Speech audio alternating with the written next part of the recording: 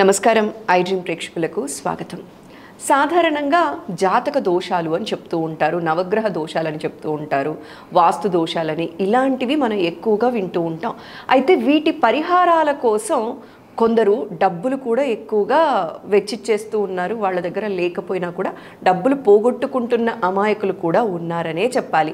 అయితే ఇలాంటి వాటికి అంటే జాతక దోషాలు కానీ ఇలాంటివి ఏవైనా ఉన్నప్పుడు మనం సొంతంగా డబ్బులు పోగొట్టుకోకుండా ఇంట్లోనే సులభంగా ఎలాంటి పరిహారాలు చేసుకోవచ్చో ఇవాళ మనం తెలుసుకుందాం. ఇవాళ మనతో పాటు మన స్టూడియోలో ఉన్నారు ప్రముఖ ఆధ్యాత్మికవేత్త, జ్యోతిష్య, వాస్తు పండితులు నానాజీ పట్నాయక్ గారు. వారితో మాట్లాడి తెలుసుకుందాం. నమస్కారం గురుజీ. శ్రీమాత్రే నమః. గురుజీ, అయితే ఈ జాతక దోషాలు అనేవి మనం ఈ మధ్యకాలంలో ఎక్కువగా వింటూ ఉన్నాం. పరిహారాల కోసం, శాంతుల కోసం డబ్బులు కూడా ఎక్కువ పోగొట్టుకుంటున్న అమాయకులు ఉన్నారనే చెప్పాలండి. ఖచ్చితంగా ఉన్నారు. సో ఇలాంటి పరిహారాల కోసం డబ్బులు ఏవీ పెట్టకుండా కూడా ఇంట్లో అమ్మవారిని కానీ స్వామివారిని కానీ ఆరాధించుకోవటం కానీ, చిన్న చిన్న పరిహారాలు కానీ ఏవి చేసుకుంటే ఇలాంటి దోషాలు పోతాయి, గ్రహ బాధలు అనేవి పోతాయో మా ప్రేక్షకులకు తెలియచేస్తారా అండి? తప్పకుండా అమ్మ. రూపాయి ఖర్చు లేకుండా కూడా చేసుకోవచ్చు. కంపల్సరీ ఖచ్చితంగా మనం ఇన్ని వేలు ఇన్ని లక్షలే ఖర్చు పెట్టాలనేటువంటిది ఏమీ లేదు. కలియుగంలో ప్రత్యేకంగా నామస్మరణ అని చెప్పారు, పెట్టుకోండి. అంతేగాని స్వామివారిని ఏదో పెద్ద హోమం చేస్తేనే పోతుంది అనేది ఏం లేదమ్మా. అంటే మీ దగ్గర ధనం లేనంత మాత్రాన భగవంతుడు మీకు అనుగ్రహించడు అనుకునేటువంటి భ్రమ నుంచి ముందు బయటికి రావాలి. మొట్టమొదటిగా మనం అర్థం చేసుకోవాల్సింది ఏంటంటే, ఫస్ట్ నేను ఈ బాధ ఎందుకు పడుతున్నాను అనేటువంటి ఆలోచన రావాలి మీకు ముందు. ఒక వివాహం అవ్వట్లేదు, లేకపోతే పిల్లలకి చదువు రావట్లేదు, లేకపోతే సంతానం కలగట్లేదు, లేదా ఒక బిజినెస్ పెట్టాము అది రాణించట్లేదు, ఉద్యోగం రావట్లేదు అంటే దీనికి కారణం ఏమిటి? మనం అందరూ ఏమంటాం? శని బాగోలేడు, కుజుడు బాగోలేడు, కేతు బాగోలేడు, రాహు బాగోలేడు అంటాం. బాగోలేడంటే వాళ్ళేమీ శత్రువులు ఏం కాదు. మీకు బాగా అర్థం చేసుకోండి. శని భగవానుడేమి హింసించాలి మనుషుల్ని అని అనుకుని ఆయన ఏం జన్మలెత్తలేదు. సూర్యుడేమో అలా జన్మలెత్తలేదు, శుక్రుడేమో అలా జన్మలెత్తలేదు. ఒకటి బాగా అర్థం చేసుకోవాల్సింది ఏంటంటే, మీ కర్మే మిమ్మల్ని వెంటాడుతుంది. పాస్ట్ లైఫ్లో ప్రారంధ కర్మ, పాస్ట్ లైఫ్లో మంచి ఉద్యోగం ఉన్నా కూడా, మంచి బాసు మంచి ఉద్యోగం నీకు ఇచ్చినా నువ్వు సరిగ్గా చేయలేదు ఉద్యోగాన్ని. బాస్ చూడట్లేదు కానీ టైంపాస్ చేసావు, కంపెనీకి లాస్ వచ్చింది నీ వల్ల. ఎవరు భరించాలి ఆ పెయిన్ని? నువ్వే భరించాలి. అందుకని ఏం చేస్తావు? ఈ జన్మలో నువ్వు ఎంత బాగా చదువుకున్నా సరైన కంపెనీలో జాబ్ రాదు. మంచి భార్య లేదా మంచి భర్త ఉన్నారు, చక్కగా చూసుకుంటున్నా సరే నువ్వు హింసించావు. ఈ జన్మలో నువ్వు వివాహం అవ్వట్లేదు, ఒకటే బాధపడవలసి వస్తుంది. చక్కటి బంగారం లాంటి పిల్లలు ఉన్నా సరే నువ్వు వాళ్ళని సరిగ్గా చూసుకోలేదు. ఈ జన్మలో నీకు పరమేశ్వరుడు ఇచ్చినా నువ్వు చూసుకోలేదు, నీకెందుకు? ఎగ్జాంపుల్, చిన్నపిల్లలు ఉంటారమ్మా, ఏవో బొమ్మలు కొనిస్తూ ఉంటారు, వాళ్ళు ఇచ్చిన ప్రతిసారి ఎరగొట్టేస్తాడు. నెక్స్ట్ టైం ఏం చేస్తారు? వెంటనే ఎరగొట్టేస్తున్నారు. ఎందుకు నీకు బొమ్మ 1000 రూపాయలు పెట్టుకుంటే నిమిషం కూడా ఉండట్లేదు అంటాం. అదే చక్కగా చూసుకుంటున్నాడు, చక్కగా ఆడుకుంటున్నారు, వీడు బాగా ఆడుకుంటాడు అని ఇంకో బొమ్మ కొనిస్తాం. అలా మనం ఏదైనా ఇక్కడ అనుభవిస్తున్నామంటే గ్రహం మన మీద కక్ష కట్టేమీ ఇవ్వట్లేదు. ఇది ఫస్ట్ గుర్తుపెట్టుకోండి. భగవంతుడు ఒక సాఫ్ట్వేర్ని క్రియేట్ చేశాడు, అది గ్రహ రూపేణ తన రిజల్ట్ అది ఇస్తుంది. ఇప్పుడు సిగ్నల్ దాటేస్తామమ్మా, సిగ్నల్కి ఏం మన మీద కక్ష ఉండదు. సిగ్నల్ పనది, నువ్వు దాటావు, ఆ ఫోటో తీసి ట్రాఫిక్ వాళ్ళకి పంపిస్తుంది. ట్రాఫిక్ కోడ్కి మన మీద కక్ష లేదు, రూల్ అది. రూల్స్ అండ్ రెగ్యులేషన్స్ పరంగా వీడి సిగ్నల్ క్రాస్ చేశాడు, అయ్యా వీడికి 500 రూపాయలు ఫైన్ అయ్యండి అని చెప్పి ఇంటికి వచ్చేది ఫైన్. ట్రాఫిక్ కోడ్ మనకి చుట్టము కాదు, శత్రువు కాదు, ఏమి కాదు. ఆ కెమెరా శత్రువు కాదు, ఆ ట్రాఫిక్ అతను శత్రువు కాదు. రూల్ పాటించలేదు, ఫైన్ పడుతుంది. అలాగే మనము పాస్ట్ లైఫ్లో చేసుకున్నటువంటి కర్మ ఈ రూపంలో వచ్చిందని మనం అర్థం చేసుకోవాలి. Point number 1. ఇక ఇక్కడ ఇలా అయ్యింది, గ్రహదోషము, వాస్తు దోషము, మనం పూర్వజన్మ చేసిన కర్మ ఈ రూపంలో వచ్చింది. ఇక్కడ మీరు కంగారు పడిపోయి అయ్యో నాకు ఇలా అయిపోయింది, ఇప్పుడు నా జీవితం మొత్తం సంకనాగిపోతుంది అనుకోవడం అంత మూర్ఖత్వం మరొకటి లేదు. అమ్మ, నేను ఏదో పూర్వజన్మలో అజ్ఞానంలోనో కోరికతోనో విపరీతమైనటువంటి అహంకారంతో నేను తప్పు చేశాను. ఇప్పుడు నీ పాదాలు ఆశ్రయిస్తున్నాను తల్లి. పశ్చాత్తాపడి గనక మీరు అమ్మవారిని కనుక ఆరాధించినట్లయితే, దేవీ భాగవతంలో ఒక మాట ఉంది, గుర్తుపెట్టుకోండి. ఎవరైతే నా భక్తుడు అయి నన్ను శరణు వేడుతాడో ఆ వ్యక్తి యొక్క జాతకాన్ని మరలా తిరిగి రాయమని బ్రహ్మని పిలిచి చెప్తుందట అమ్మవారు. ఈ వ్యక్తి యొక్క తలరాతను తిరిగి రాయి. వాడు నా భక్తుడయ్యాడు, చింతిస్తున్నాడు, తప్పు తెలుసుకున్నాడు, కాబట్టి మార్చు. ఇప్పుడు పిల్లవాడు తప్పు చేస్తాడమ్మా, ఏడుస్తాడమ్మా, నేను ఇంకోసారి చెయ్యను, సరే రాని మళ్ళీ అమ్మ ఏం చేస్తుంది, అమ్మగాని తల్లి కానీ తండ్రి కానీ ఏం చేస్తాం, సరే ఓకే ఫైన్. అంటే నువ్వు ఇలాగే ఉన్నా అనం కదా, అంతే కదా. అలాగే అమ్మవారు రాత మారుస్తున్నాడు. ఈ కలియుగంలో లలితా సహస్రనామాలు ఉన్నాయి, విష్ణు సహస్రనామాలు ఉన్నాయి. చిన్న నామస్మరణ ఓం నమ శివాయ లేదా ఓం నమో నారాయణ ఇలాంటి చిన్న మంత్రంతో మన తలరాతను మనం మార్చుకోవచ్చు. ఇవన్నీ కాదండి, సూర్య భగవాను చూస్తూ కూడా మన తలరాతను మనం మార్చుకోవచ్చు. సూర్య భగవాను చూస్తే, ఎందుకంటే సూర్య భగవానుల్లో మనకి శాస్త్రాలు ఏం చెప్తున్నాయంటే మనకి పూర్వజన్మ కర్మ తొలగాలంటే 3 పద్ధతులు చెప్పింది. ఒకటి సూర్య ఆరాధన, అంటే సూర్యుడిని చూసి నమస్కరించుకోవడం. రెండవది లలితా సహస్రనామాల యొక్క పఠనం కానీ శ్రవణం కానీ. మూడవది మీ ఒళ్ళు వంచి మీకు ఏదైనా ఆలయంలోనో క్షేత్రంలోనో ఏదైనా ఒక సేవ చేయడం. అక్కడ చేస్తే పూర్వజన్మ కర్మ తొలగిపోతుంది. కర్మ తొలగిపోతే కానీ మీరు ఇప్పుడు చేసే ప్రయత్నం ముందుకు సాగదు.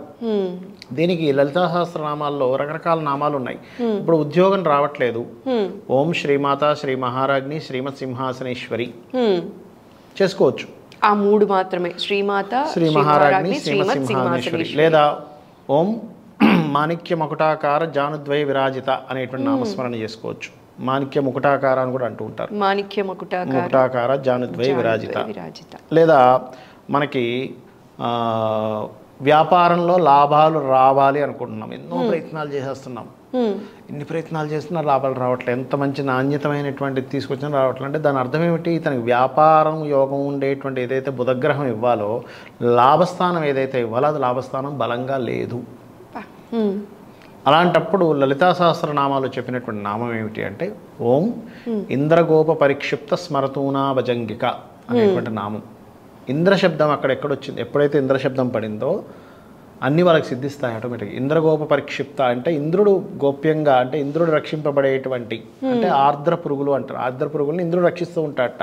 అందుకని ఇంద్రగోప పరిక్షిప్త స్మరతూనా భజంగిక అనేటువంటి నామం. అంటే ఏమిటి? అమ్మవారి యొక్క కాళ్ళకి సంబంధించిన నామం. జ్యోతిషాస్త్రరీత్యా ఈ కాళ్ళు అనేటువంటిది 11th హౌస్ చెప్తారు. 11th హౌస్ అంటే లాభాలు.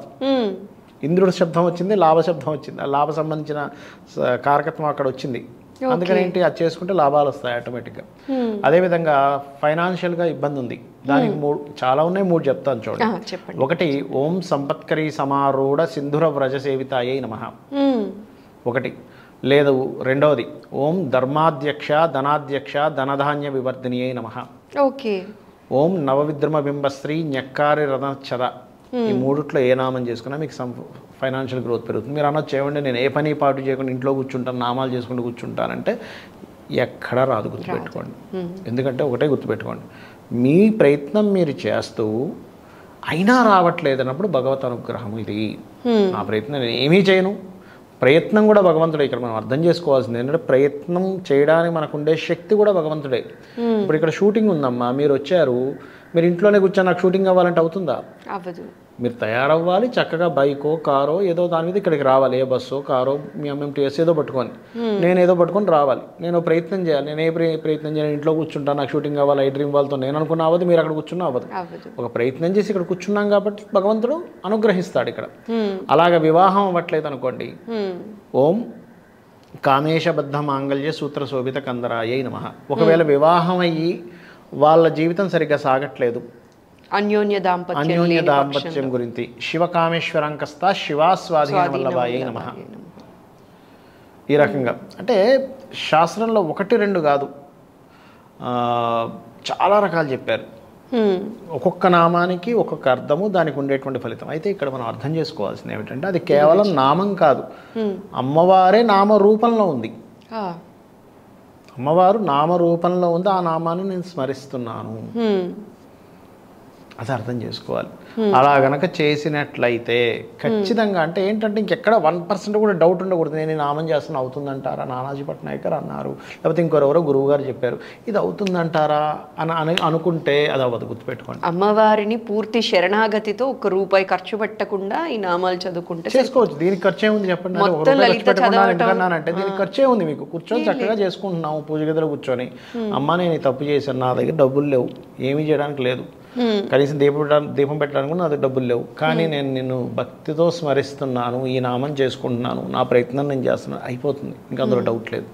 గురుజీ ఇంకొక చిన్న మాట, ఈ నామం చదివేటప్పుడు ఇప్పుడు పూజ గదిలోనే కూర్చొని చదవాలా, లేదు అంటే ఇప్పుడు ఉద్యోగరీత్యా బయట వెళ్తూ ఉంటాం, మనసుకి దోషం లేదు అంటారు కదా, మనసులో చదువుకుంటూ ఉండొచ్చు అంటారా గురుజీ? చేసుకోవచ్చమ్మా, కాకపోతే కాళ్ళకి చెప్పులు ఉండకూడదు. కాళ్ళకి చెప్పులు లేకుండా మీరు ఒక జర్నీ చేస్తున్నారు, బస్సులో వెళ్తున్నారు, ఉదాహరణ చెప్పులు తీసేసేయండి, బస్సులో కూర్చున్నారు, అలా చేసుకుంటూ ఉండండి. టైం ఉండదు కొంతమందికి, ఎలా అంటే పొద్దునే ఉరుకులు పరుగు జీవితం ఉంటుంది పరిస్థితి, అలాంటప్పుడు టైం లేదనుకున్నప్పుడు జర్నీలో చేయొచ్చు. ఒక క్యాబ్ వచ్చింది, సాఫ్ట్వేర్ వాళ్ళని పట్టుకెళ్తూ ఉంటుంది, చక్కగా చెప్పులు కాళ్ళు తీసేసి కూర్చొని చక్కగా చేసుకోవచ్చు. మీకు మీరు లోపల మనసులో అక్కడ స్థానాన్ని బట్టి మనకి మీ మనసు కనెక్ట్ అవ్వాలి. అక్కడ స్థానం అని కాదు, మీకు కుదిరితే ఇంట్లో పూజ గదిలోనే చేయండి, కుదరనప్పుడు చెప్తున్నా నేను, చేస్తే ఖచ్చితంగా ఫలితం ఉండి తీరుతుంది. అందులో ఎటువంటి కించిత్ సందేహం కూడా అక్కర్లేదమ్మా. అమ్మవారు అనుగ్రహించి తీరుతుంది. ఇంక అందులో చిన్న డౌట్ అండి, ఏమో ఇలా అవ్వదేమో అనుకోకండి. అయితే ఒకటి, మీకు ఏదైనా సంకల్పం ఉంది, నాకు ఇది కావాలి అని ఒకటే అర్థం చేసుకోండి. అమ్మ, నేను ఇది కోరుతున్నాను, నాకు ఇది శ్రేయస్కరమైతే నాకు ఇవ్వు, ఇది నాకు మంచిది కాదు అనుకుంటే ఇవ్వకు అని అడగండి. ఓకే, అప్పుడు మీకు ఇది శ్రేయస్కరం అయితే అమ్మవారు ఇస్తుంది. ఓహో ఇవ్వలేదంటే నాకు ఇది కరెక్ట్ కాదేమో అందుకే ఇవ్వలేదు అనుకోండి. ఓకే, ఇప్పుడు సపోజ్ ఇప్పుడు ఎవరైనా ఒక అమ్మాయి నేను పలానా అబ్బాయిని చేసుకోవాలనుకుంటున్నాను, ప్రేమ వివాహము ఇలాంటివి ఏమైనా జరిగినప్పుడు కావాలన్నప్పుడు అడగడం అమ్మవారిని, కానీ ఇదే కావాలని కాకుండా నాకు ఏది మంచిదో అది ఇవ్వండి, నాకు ఇది కావాలని ఉంది కానీ ఇది నాకు మంచిదైతే ఇవ్వు, లేకపోతే నీ ఇష్టం, నువ్వేది నాకేది మంచిదైతే అది ఇవ్వని అడగండి అంటున్నాను. ఇదే విషయం మనకి ఉద్యోగానికి కూడా అప్లికబుల్. ఈ జాబ్ నాకు మంచిదైతే ఇవ్వు, లేకపోతే దీనికంటే మంచి ఇంకో మంచిది నువ్వే ఇస్తావు, నాకు ఒక జాబ్ ఇవ్వు, ఇదే అని కదా, నాకు ఒక జాబ్ ఇవ్వు, నాకు వివాహం అయ్యేలా చెయ్యి, ఇతన్ని అనుకుంటున్నా, లేకపోతే ఈ అమ్మాయిని అనుకుంటున్నా, నాకు ఒకవేళ ఈ అమ్మాయిని చేసుకుంటే మాకు బాగుంటుంది అనుకుంటే ఇవ్వు, లేదు నీ అనుగ్రహంతో ఇంకొకరు ఎవరు ప్రసాదిస్తే ప్రసాదించు, అలా అడగాలి ఎప్పుడు కూడా. అందుకని నాకు ఇదే కావాలి ఇదే కావాలి ఇదే కావాలంటే అప్పుడు ఇంకేం చేస్తారంటే ఎలా ఉంటుందంటే, అమ్మవారు కానీ ఎవరైనా కానీ, ఇప్పుడు మన చిన్నపిల్లవాడికి నిప్పు కనుక చేతికి ఇవ్వము, ఎందుకు ఇవ్వము, కాల్చుకుంటాడు, కత్తి ఇవ్వము, గుచ్చేసుకుంటాడు తెలియక, అంటే హ్యాండిల్ చేయలేం కాబట్టి ఒక్కోసారి భగవంతుడు కూడా మనకు అలా ఇవ్వడు, ఇది అర్థం చేసుకోవాలి. భలే చెప్పారు Guruji, thank you so much. చూశారు కదండి, ఒక్క రూపాయి కూడా మనం ఖర్చు పెట్టకుండా గ్రహదోషాలు కానీ ఎలాంటి సమస్యకైనా పరిష్కారం కోసం లలిత సహస్రనామంలో కొన్ని నామాలు అనేవి సవివరంగా వివరించారు. ఇవన్నీ కూడా మీరు చదువుకుంటూ ఆ అమ్మవారి కృపకి పాత్రలవ్వాలని మనస్ఫూర్తిగా కోరుకుంటూ, శరణాగత దీనార్థ పరిత్రాణ పరాయణి సర్వస్యాతి హరేదేవి నారాయణి నమోస్తుతే అని లలిత పరమేశ్వరిని ఆరాధించి మీ గ్రహదోషాలు కానీ మీ సమస్యల నుంచి బయటపడాలని మనస్ఫూర్తిగా కోరుకుంటూ నమస్కారం.